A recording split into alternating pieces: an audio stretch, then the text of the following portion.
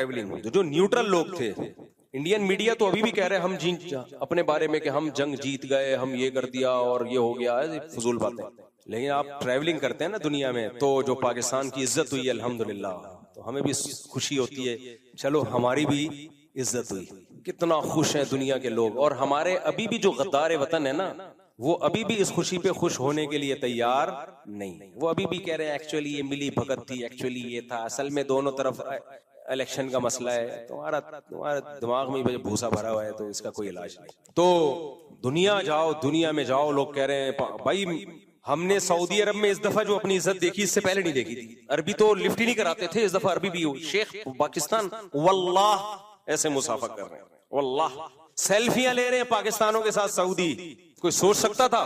वो अलग बात है, हमारी हरकतें दुनिया में ऐसी हैं कि ये मुझे लग रहा है कि थोड़े दिनों में ये इज्जत इल्लीगल काम माशाल्लाह पाकिस्तानी बहुत कर रहे हैं, अल्लाह बचाए। शलवार कमीज में मैंने बयान किया था ना, तो थोड़ी सी शलवार कमीज की इज्जत बहाल हो गई थी। अल्लाह करे ये बहाल ही रहे, चंदा मांगते हुए ना पकड़े जाए, वहां पे आप भीख मांगते हुए ना पकड़े जाए, इल्लीगल कामों में ना पकड़े जाए। तो अपने कल्चर को इज्जत दिलवानी चाहिए। खैर, तो वो उसने कहा था हम ही पे हमला कर दिया, तुम क्या करें, हम तुम हमें मार रहे हो, हम बैठे रहे आराम से, तुम्हारे अलावा किसी और पे हमला करें हम? तो लेकिन एक अरबी ने कहा, भी मैं हज करने गया था, एक सऊदी ने बोला, बड़ी खानदानी बात, कह रहे यार इंडिया ने तुम लोगों पे हमले किए, तुमने एकदम रख के जो लगाया है ना, उसके बाद क्या हो गया, मोदी चुप। इस पे भी मीम्स आई हुई हैं। एक आदमी दूसरे को जा जाके छेड़ रहा है, तंग कर रहा है, ये आराम से बैठा हुआ है, वो फिर आके छेड़ता है, ये आराम से बैठा, थोड़ी देर में से उठा बड़ा केक लगाया, वो आराम से बैठ गया। इंडिया एक हफ्ते से मुसलसल मोदी जो है वो कभी ड्रोन मार रहा है, कभी मिसाइल मार रहा है, फिर मीडिया पे अलग, उनका मीडिया भी अजीब तरीके से उनका बिहेवियर, टिक के बयान ही नहीं देते, कलाबाजियां खा रहे हैं, ये हो गया, ये हो गया। अल्लाह का शुक्र है हमारी एयरफोर्स ने एक रख के एक खींच के लगाया है, उसके बाद फौरन अमेरिका से राब्ते, तुर्की से राब्ते, भाई जंग बंद करवाओ। भाई साहब शुरू आपने की थी, ये तो जंग चलती रहती 6-7 घंटे, एक दिन पूरा पाकिस्तान ने लगा देना था, पूरा उड़ा देना था। तो बड़ी बड़ी ताकतें बीच में पड़ी हैं, और ये भी कितनी नालायक ताकतें आप देखो, जब वो मार रहा था तो ये बीच में नहीं आए। सऊदी सफीर आया, उसको मना कर दिया, सऊदी सफीर आया था जंग रुकवाने के लिए, उसको अमेरिका ने राब्ता थोड़ा बहुत, ये भी कोई इखलास से राब्ता नहीं कर रहे थे, थोड़ा बहुत राब्ता के बंद करो, नहीं कर रहे हम। पाकिस्तान ने जब रख के 2-4 तबीयत से 2-3 चमाट लगाए हैं ना तबीयत से, तो फिर ये बड़ी ताकतें भी सीरियसली इन्वॉल्व हुई हैं कि जंग नहीं, हमें अमन चाहिए। इससे पता चलता है ये दुनिया में चलती उसकी है जिसके पास डंडा हो। दुनिया दलाइल से बात नहीं मानती है मेरे भाई, दुनिया डंडे की ताकत समझती है। आज हम एटमी पावर ना होते ना, प्रोग्राम बढ़ चुका होता हमारा। इसलिए जो हमारे एटमी साइंसदान हैं, डॉक्टर अब्दुल कदीर खान है, इनके लिए दुआएं करनी चाहिए। डॉक्टर अब्दुल कदीर खान भी, उनके अलावा भी बहुत सारे साइंटिस्ट हैं, ये एक आदमी का काम नहीं होता, तो इन सब के लिए दुआ करनी चाहिए। एयरफोर्स के लिए, नेवी के लिए, आर्मी के में जो हमारे फौजी बॉर्डर पे लड़ रहे हैं उनके लिए। आप गरीब हो लेकिन पावरफुल हो ना, सर उठा के जीते हो। आप मालदार हो लेकिन गुलाम हो, कोई फायदा नहीं है। तो पाकिस्तान की इज्जत हो गई भाई, वरना हमारे पास है क्या? तो मेरे भाई कुरान क्या कहता है, लखल्कुस समावाति वल अर्दी अकबरु मिन खल्किन नास, जिसने आसमानों और जमीनों को बना दिया, जिसने तुम्हें पहली दफा आदम से वजूद में लाया। अलम नजअल लहु ऐनैन, क्या हमने तुम्हारी आंखें नहीं बनाई? इन आंखों में बीनाई कैसे आ गई मेरे भाई? व लिसानन व शफतैन, क्या जबान नहीं बनाई, इसमें चखने की सलाहियत? और अल्लाह ने कान दे दिए, दिल दे दिया, इतनी सारी चीजें, हर चीज एक अल्लाह की कुदरत का अलग नमूना है। तो अल्लाह कहते हैं क्या वो इस बात पर कादिर नहीं है, अला अन यखलुका मिस्लहुम, वो तुम्हें दोबारा बना दे? बला, क्यों नहीं? फिर अल्लाह खुद ही जवाब देता है, क्यों कादिर नहीं है भाई? ये कोई अकल से बैद नहीं है, वो दोबारा बना सकता है, वो 100 बार बना सकता है। तभी अल्लाह ने जिस पैगंबर पे भी अपना कलाम भेजा, उन पैगंबर को वही के शुरू में बता दिया, इन्ना साअत लआतियतुन।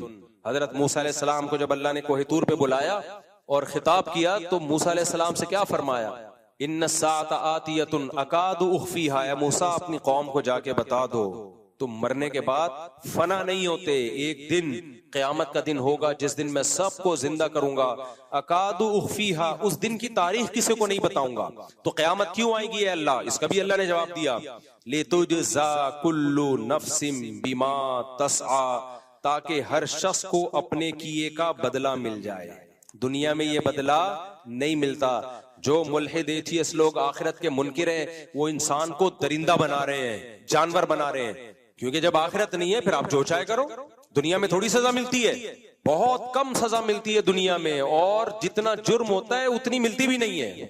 100 इंसानों को कत्ल किया आपने, एक दफा फांसी पे लटकोगे ना, क्या ख्याल है? और अब तो दुनिया में फांसी की सजा ही खत्म हो गई है। 100 इंसानों को मार दिया, जेल। और उसमें भी अगर आपके पास पैसे हैं तो जेलों में भी कबाब बिरयानियां मिल रही होती हैं। मैं तो दुनिया में ट्रैवलिंग है, बड़े बड़े लोगों से मिलता हूँ भाई, हर एक से 10-10, 20-20 साल जेल काट के आए। मैंने कहा आप 20 साल कह रहे ड्रग्स में पकड़े गए थे, 20 साल जेल काटी। मैंने कहा जेल में कैसी जिंदगी? कह रहे हैं इतनी मजे की जिंदगी थी। मैंने कहा क्यों भाई, मजे की क्यों थी? कह रहे हैं भाई हमारा जिन दहशतगर्दों से राब्ता था इतने पावरफुल थे कि पुलिस वाले हमसे डरते थे, तो वो सारी जेल में हमारी जरूरतें पूरी कर रहे होते। माशाअल्लाह। एक कैदी ने मुझे बताया कि मेरे बारे में फेक न्यूज फैल गई थी कि मैं फलां दहशतगर्द का आदमी हूं, हालांकि मैं हूं नहीं। कह रहा जब ये फेक न्यूज जेल में फैली है तो मेरी जो इज्जत जेल में हुई है, कह रहे वो मैं जानता हूं और अल्लाह जानता है। कह रहे हम भी गुन्ने बन के बैठे हुए थे कि ऐसी इज्जत पुलिस वाले खुद खिला रहे थे लाके। वो डरते हैं बेचारे पुलिस वाले भी कि यार हमने इसको कुछ किया तो ऐसा ना हो ये हमें मरवा दे। तो दुनिया में इंसाफ मिलता है? बोलो, नहीं मिलता भाई। कभी मिल भी जाता है, नॉर्मली नहीं मिलता दुनिया में। मैंने भी बताया भाई, जिसकी लाठी उसकी भैंस। अगर एटम बम ना होता है तो मार मुर के चले गए। गजा से ज्यादा बुरे हालात कर दिए होते। आज गजा में देखो क्या हो रहा है, क्या हो रहा है। कमजोर है, कोई पूछने वाला नहीं है, सब ताकतवर का साथ दे रहे हैं, कोई मजलूम के लिए आवाज उठाने वाला नहीं है। तो आखिरत है मेरे भाई, तभी हमें आखिरत का सोच के तसल्ली होती है। ये एथियस्ट लोग ये भी कहते हैं इतना जुल्म दुनिया में हो रहा है तो अल्लाह रोकता क्यों नहीं है? अल्लाह इसका भी जवाब देता है। अल्लाह कहते हैं मैंने दुनिया में करना होता तो मौत के बाद जिंदगी दे के इंसाफ क्यों देता? फिर मैं सारे काम दुनिया में ही निपटा देता ना। दुनिया दारुल इम्तिहान है, एग्जामिनेशन हॉल है। एग्जामिनेशन हॉल में आपके पास इख्तियार होता है, आप पेपर हल करो, गलत जवाब लिखो या सही जवाब लिखो, या बैठ के चाय पीते रहो, सिगरेट पीते रहो। जिस दिन रिजल्ट अनाउंस होगा तो फिर आपके अब्बा आपसे पूछेंगे कि मैट्रिक में कितने नंबर आए, तो फिर आपको वही स्टाइल होगा जो एक मीम में स्टाइल था, ऑस्ट्रेलिया से सवाल आया है। एक किसी ने मीम बनाई मेरे बारे में ना, मेरा एक वो है ना, मैं सवाल पढ़ रहा हूँ, ऑस्ट्रेलिया सवाल ऐसे करके मैंने करा है ना, तो उसकी मीम बनी है कि बच्चा फेल हो गया इम्तिहान में, तो अब्बा ने पूछा कितने नंबर आए मैट्रिक में, अब वो कैसे जवाब दे, तो कह रहे ऑस्ट्रेलिया से सवाल करके भाग गया वो। क्या ख्याल है? तो आप एग्जामिनेशन हॉल में पेपर हल करो या नहीं करो, आपकी मर्जी। कर लोगे, अब्बा भी खुश, खानदान भी खुश, आगे मुस्तकबिल आपका रोशन।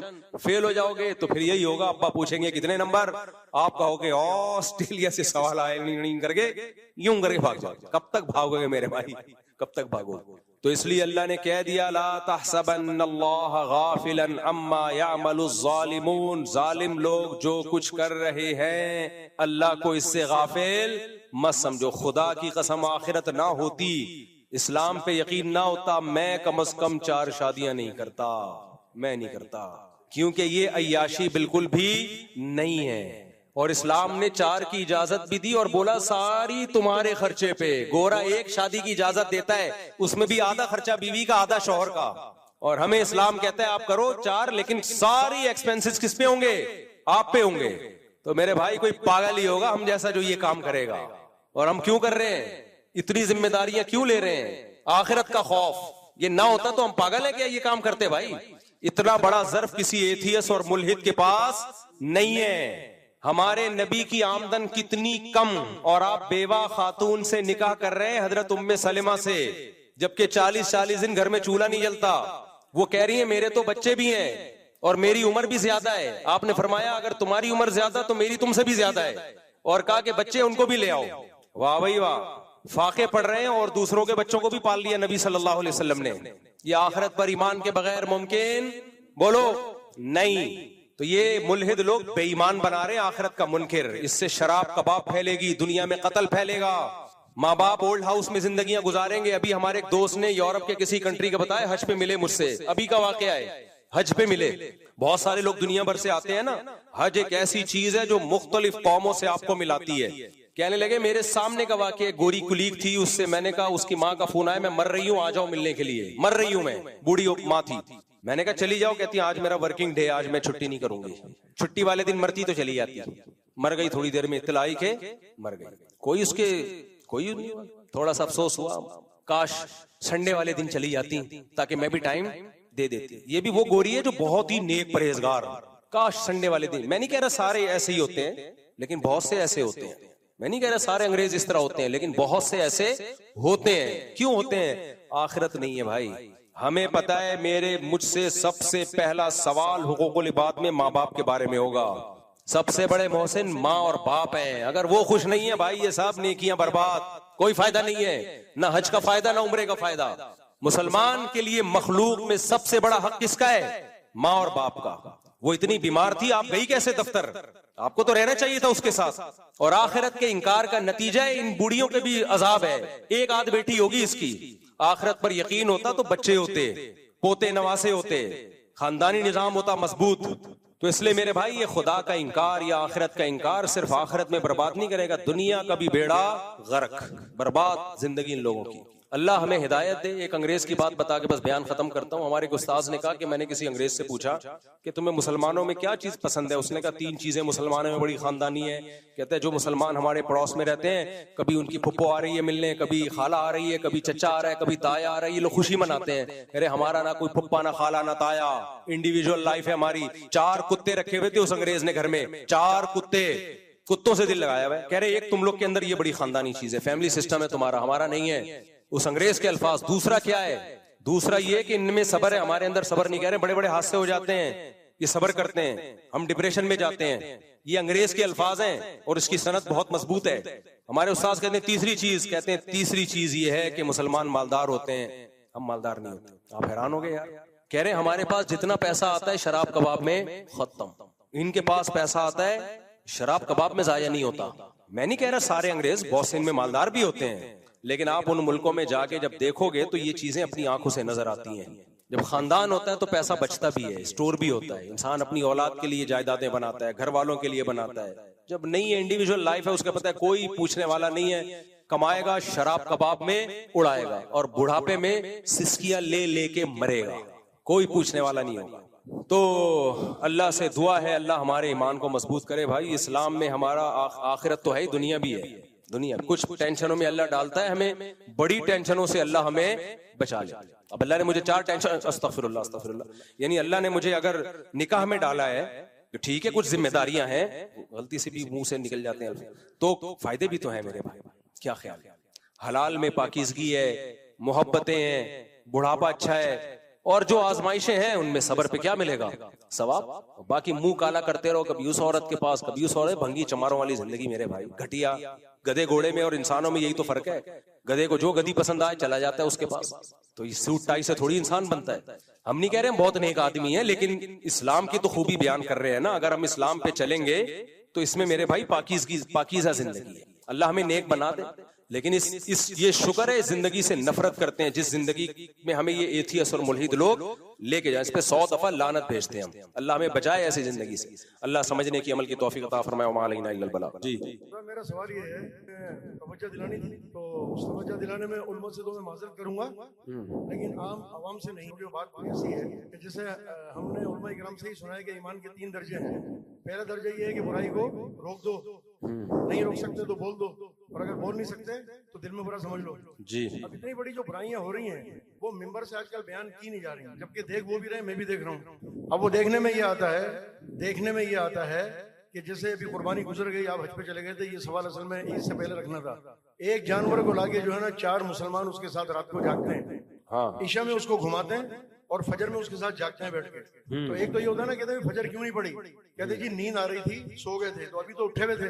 तो मैं ये समझता हूँ कि अगर जानवर को अल्लाह ताला उस जबान दे दें थोड़ी देर के लिए, तो जानवर ये कहेगा कि मुझे तो पढ़नी नहीं है, तुम क्यों नहीं पढ़ रहे? जी तो जो अमल मैं देख रहा हूँ वो उलमा भी देख रहे हैं, जो मिंबर जिनको मिंबर और मेरा मिली भी है, जो उलमा की तादाद हजारों में है, जिसमें बहुत कम ऐसे हैं जो हक बात करते हैं। जैसे आप अल्हम्दुलिल्लाह हक बात करते हैं, खासतौर पर 4 शादियों के मुतालिक आप बात करते हैं, तो वो लोगों को जो बुरा लगता है, तो जिनको बुरा लगता है वो गलती पे हैं, वो उसको सोचते नहीं जो आपकी बात है। तो इसी तरह जो भी अगर हक बात है तो उनको बुरा लगता है, क्योंकि मैं ये कहता हूँ कि मुसलमानियत इतनी इंसान में, इंसानियत और मुसलमानियत और मर्दानगी इतनी होनी चाहिए कि अगर मिंबर से या कोई भी निजी महफिल में कोई बात कही जा रही है और वो उसके खिलाफ जा रही है, तो उसको ऊपर गौर करे कि हाँ ये बात मेरे खिलाफ है, मैं इस बुराई को दूर करूंगा। इल्ला ये कि वो उसको बुरा मान रहा है, कहता है कैसी बात कर रहे हैं, चले भाई, ये पहले भी सवाल आया था कि अभी तो खैर बकरीद गुजर गई, लोग पूरी पूरी रात जानवरों को टहलाते हैं, फजर की नमाज छोड़ देते हैं। तो फजर जानवर को टहलाने से ज्यादा जरूरी है। फजर की नमाज जो है कुर्बानी वाजिब है और फजर की नमाज फर्ज है, इस्लाम का रुकन है। तो नमाज की वजह से, कुर्बानी की वजह से नमाज को जाया मत करें, ये बहुत बड़ा जुर्म है। और जो ऐसा कर रहे हैं उनको समझाना भी चाहिए, जाके नहीं अनिल मुनकर है, उनको बोले भाई आप 4 बजे तक जानवर के साथ बैठे रहे हो, टहलाते रहो, वो फजर की अजान हुई है तो घर जाके सो गए आप। ये वाकई सही बात है। उस पर जरा थोड़ा सा ये वाज़ेह कर देना, उलमा को भी तो चाहिए ना कि हाँ, उलमा को भी चाहिए कि वो ये बताए। ये जो मौके आते हैं हर महीने कोई ना कोई चीज, शब-ए-रात का मसला आता है, कुर्बानी का मसला आता है, रमजान का मसला आता है, तो उस पर बयानात हो नहीं रहे। यानी जो जी जी बिल्कुल, सबको चाहिए इस पे आवाज उठाए। यानी इस बात से नहीं डरना चाहिए कि आवाम बुरा मानेगी। भाई बुरा मानती है तो मानती रहे। नहीं, आवाम क्यों बुरा मानेगी, सबको पता है इसमें क्या बुराई वाली बात। कर नहीं रहे ना। नहीं, वो कर, इस पे तवज्जो दिलानी चाहिए कि उलमा से तो मैं माजरत करूंगा जी कि मैं और दरखास्त करूंगा कि ये जरा थोड़ा सा आवाम के सामने मौके की निस्बत से बात रखा करें। सही सही सही। अच्छा भाई, मुफ्ती साहब पंजाब से चंद उलमाए किराम आई हैं मुलाकात के लिए। इतनी गर्मी हो रही है, कहाँ हैं उलमाए किराम मुलाकात के लिए? कहाँ हैं? अभी नहीं है, चलेगा। चलो मुफ्ती साहब, मेरी इस दिवाजी जिंदगी के बहुत ही अहम मसाइल हैं, यहाँ तक के कोर्ट में केस भी चल रहा है। अगर आप 5 मिनट दे दें, अभी नहीं 5 मिनट में आपको दे दूंगा, टाइम बता दूंगा। वो यहाँ बाहर जाएंगे ना, उस्मान एडमिन का नंबर लिखा होगा, उसको कहें कि मुफ्ती साहब ने टाइम दिया है, तो वो आपको जो स्लॉट खाली होगी उसमें टाइम दे देंगे, तसल्ली से बैठ जाऊंगा। ठीक है, आप हैं वो? हाँ, तो वो आपको कौन है? पहले एक बंदा, आपने ही पर्ची दी है तो बता दूंगा मैं आपको टाइम। यहाँ एक बंदा आएगा, आपको टाइम बता देगा। भाई ये जरा हया के खिलाफ मसला है, ऐसे ओपनली ना पूछा करो। कुछ रिश्ते ऐसे होते हैं उनमें अगर रिलेशन हो जाए, सेक्सुअली रिलेशन हो जाए, तो मियाँ बीवी का रिश्ता खराब हो जाता है उससे। ये मैं कई बार पहले बयान कर चुका हूँ, उसको हुर्मत मुसाहरा कहते हैं। तो इसलिए इंसान को जब बालिग हो जाता है या करीबुल बुलूग होता है, तो अपने महरम रिश्तों से बहुत एहतियात की जरूरत है, बहुत ज्यादा एहतियात की जरूरत है। सास है, उससे मुसाफा ना करें, बस सर पे हाथ रखवाएं। बहू है, बहू को मुसाफा ना किया जाए, ससुर बहू को मुसाफा ना करे, तो सर पे हाथ रखे, बस। इससे ज्यादा फ्री होने की इजाजत नहीं है। बाज दफा ये होता है, खवातीन ने खुद बताया कि हम बाहर से आते हैं अमेरिका से, ससुर साहब एयरपोर्ट पे गले मिल रहे होते हैं बहू से। बड़ी बेगैरती है ये, बेशर्मी की बात है। तो ये बाउंड्री है, ठीक है, बहू बेटियों की तरह होती है, लेकिन किसके दिल में क्या है किसी को नहीं पता होता। तो एक बाउंड्री है, उसको क्रॉस करने की कोशिश ना करें। बल्कि बेटी भी जब जवान हो जाए ना, बाप बेटी का भी एक तकद्दुस होता है, तो इतना उसको गले लगाना, बेटियों को गालों पे बार बार प्यार करना, ये भी ठीक नहीं है। बेटी बड़ी हो गई है तो सर पे हाथ रखें, उसके पेशानी पे चूम लिया, ठीक है, इससे ज्यादा आगे नहीं बढ़ना चाहिए। तो ये नहीं कह रहे हम कि बाप लोग बुरे होते हैं, लेकिन 100 में एक भी अगर बुरा होगा तो उस एक की वजह से 99 पे पाबंदियां लगानी पड़ती हैं।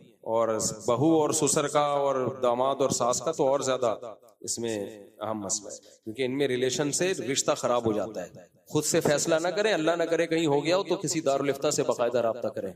मेरे दोस्त ने मेरे लिए कसाई का इंतजाम कर लिया है, और कसाई के मेरे, अब तो बकरीद चली गई भाई, और कसाई ने मेरे दोस्त के जरिए मुझसे 2000 का टोकन लिया। ईद के दिन कसाई की 10 से 12 की टाइमिंग थी। और अबे इतना लंबे मसले यहाँ ना पूछा करो, मुख्तसर पूछा करो, बहुत लंबा मसला है। इसका तरीका ये है कि इधर जमा करा दें इसको, फोन नंबर डाल के। जो लंबे मसाइल हैं हमारे दारुल इफ्ता में जमा करा दिया करें इधर, तो उसका फिर रिटर्न में जवाब लिख देंगे। यहाँ शॉर्ट शॉर्ट बातें पूछा करें। ये इतना लंबा मसला हो गया, मुफ्ती साहब मेरे तो सामान कमीशन 500 बहुत लंबा ये भी सवाल है, इसको भी मेरे भाई जमा करा दो। ऐसे लंबे लंबे सवाल में पढ़ूं यहाँ पे, फिर उसको समझूं, तो यहाँ लोगों का टाइम बहुत वेस्ट होगा। जो इंडिविजुअल टाइप के सवाल होते हैं आपके इनफरादी और लंबे भी हों, तो वो जवाब हम देते हैं उसका, और फ्री में ही देते हैं, लेकिन वो यहाँ जमा कराते हैं। हमारे दूर से अमजद भाई हैं, इनके ना एक टांग काम नहीं कर रही, दुआ करें, दिल से दुआ जी अल्लाह ताला इनकी दोनों टांगे सही हो जाएं, और अल्लाह इनकी टांग इतनी मजबूत कर दे कि किसी को किक मारे तो उसकी एक टांग काम करना छोड़ दे, सेहत अता फरमाए अल्लाह ताला इनको। मुफ्ती साहब 12 साल का था तो वो मस्जिद से चंदा चोरी किया करता था, लेकिन इसको अब एहसास होता है वो 19 साल का हो गया है और इसको पता भी नहीं कितने पैसे निकाले थे चंदे से। अब कुछ ऐसा हल बताएं वो इस गुनाह से निकल जाए, और पैसे किस तरीके से भाई 12 साल की उम्र में मस्जिद के चंदे से चोरी करता था। 19 साल में अल्लाह ने तौबा की तौफीक दी है। पहली बात तो तौबा मुबारक हो। हज मुबारक लोग कहते हैं, उससे ज्यादा तौबा मुबारक होनी चाहिए। तौबा ज्यादा बड़ी नेकी है। आप करें ये कि एक डायरी में अंदाजा लगा के लिखें कि किस मस्जिद से कितना चोरी किया है, एक अंदाजे से। यकीनी तो नहीं हो सकता, जाहिर है। तो जैसे जैसे अल्लाह माली वसअत देता चला जाए, थोड़े थोड़े करके मस्जिद के डब्बे में डालते रहे। और अगर ये याद ना हो किस मस्जिद से, तो फिर किसी भी मस्जिद में डाल दें। एक लमसम अंदाजा लगा लें और पूरी जिंदगी पढ़िए, थोड़े थोड़े करके हस्बे तौफीक पैसे चंदों में डालते रहें। मुफ्ती साहब, दूसरी शादी के बाद ना कोई दीन का काम कर सकते हैं, हर वक्त की लड़ाई। यही भी एक काम है भाई, ये खुद एक काम है। दूसरी शादी खुद एक दीन का काम है। बेवा औरत को, तलाक याफ्ता औरत को सहारा मिलता है, जिना से बच जाते हैं, एक औरत को बचा लेते हैं, उसकी कफालत करते हैं। तो ये खुद एक काम है, समझते हो। और उस पे खर्च करते हैं, सदके का सवाब मिलता है। जो लड़ाइयां होती हैं उस पे सब्र करते हैं, सब्र का सवाब मिलता है। सब्र कोई काम नहीं है क्या? ये भी तो एक काम है। तो चंद दिन का होता है, फिर नॉर्मल हो जाते हैं हालात। काम हो जाएंगे इंशाल्लाह, बाकी भी सारे काम हो जाएंगे। मेरे भाई कहते हैं मुफ्ती साहब ये तो हो गया मेरे भाई, अल्लाह इस टांग को सही। आप बहुत कम सवाल है, मैं सफर से वापस आ रहा हूँ, इसलिए आप पूछें। अस्सलाम वालेकुम। वालेकुम अस्सलाम। साहब ने खिलाफत के हवाले से जो कहा था 1920 में खिलाफत खत्म हो गई थी, खिलाफत के बारे में जो आपने कहा था 1920 के खिलाफत खत्म हो गई थी, तो आपकी नज़र में क्या अभी मतलब पाकिस्तान में या मतलब कोई ऐसा यही काम हो रहा है कि मतलब खिलाफत का कोई प्लेटफॉर्म कर रहा है? भाई साहब कह रहे हैं 1920-22 में खिलाफत उस्मानिया खत्म हो गई थी, तो अब क्या दोबारा पाकिस्तान में कोई ऐसा काम हो रहा है कि खिलाफत को दोबारा बहाल किया जाए? खिलाफत जो कायम हुई थी ना, वो कहते हैं ना, लम्हे खता करते हैं और सदियां सजा पाती हैं। कुछ ऐसी गलतियां हमसे हुई हैं जिसकी वजह से हम मुगल हुकूमत से भी गए जो हिंदुस्तान में थी, उंदुलुस की हुकूमत भी गई। तो अब तो ये है कि जो मुल्क बचे हुए इनको बचाएं। अगर अब हो तो पता है कि खिलाफत की सारी तहरीकें इस्लामी मुल्कों में शुरू होती हैं, उससे नतीजा ये निकलता है कि जो थोड़ी सी ताकत हमारे पास रह गई है वो भी गई। तो अल्लाह ताला ने कभी भी हमें जमीनी असबाब से हट के काम करने की इजाजत नहीं दी है कि ऐसा काम करो जो लेने के देने पड़ जाए। बार बार मैं मिसाल देता हूँ, मूसा अलैहिस्सलातु वस्सलाम के दौर में बनी इसराइल जुल्म की चक्की में पिस रहे थे। फिरौन के खिलाफ बगावत नहीं की उन्होंने, उनको पता था हम अपने बच्चों का दिफा नहीं कर सकते, हम बगावत कर दी तो हम तो इससे भी गए। तो अल्लाह ने मूसा को पैदा किया, कलीमुल्लाह को, और उनको भी हुक्म नहीं दिया तलवार लेके चले जाएं आप, बल्कि उनको भी कहा कि जमीनी असबाब को देखें। जब मूसा अलैहिस्सलाम को भेजा कि फिरौन को दावत दो, तो हजरत मूसा ने ग्राउंड रियलिटी पेश की कि अल्लाह मैं कैसे दावत दूं जाके, वो तो मुझे कत्ल कर देगा। यहाँ अल्लाह ने गारंटी ली कि आपको कत्ल नहीं होने दूंगा मैं। तो यहाँ अल्लाह की गारंटी थी, इसलिए फिर मूसा अलैहिस्सलाम गए हैं दावत देने। अगर अल्लाह की तरफ से गारंटी ना होती तो कभी ना जाते। तो अब नबी दुनिया से चले गए हैं, अब हमारे पास कोई गारंटियां नहीं है। हमें वही करना है जो असबाब से हमें सूटेबल तरीका समझ में आ रहा हो। हम अपनी जिम्मेदारी पूरी करेंगे, फिर जो अल्लाह की मदद आसमान से आएगी। शुरू में ही हम वो काम शुरू कर देते हैं जो ग्राउंड रियलिटी से असबाब से हटकर है, तो लेने के देने पड़ जाते हैं।